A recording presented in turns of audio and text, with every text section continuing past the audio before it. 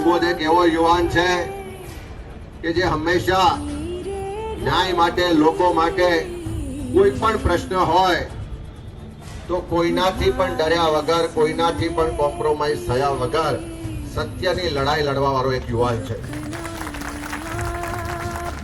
એક સામાજિક કામ કરતા કરતા કોંગ્રેસ પાર્ટીના કાર્યકર તરીકે પણ જોડાઈ ગામે ગામ સુધી જનાક્રોશ યાત્રામાં પણ એક એક ગામમાં લોકોના પ્રશ્નો માટે ખૂબ રસ લઈ કામ કરવાની ધગશ સાથે કામ કરે છે.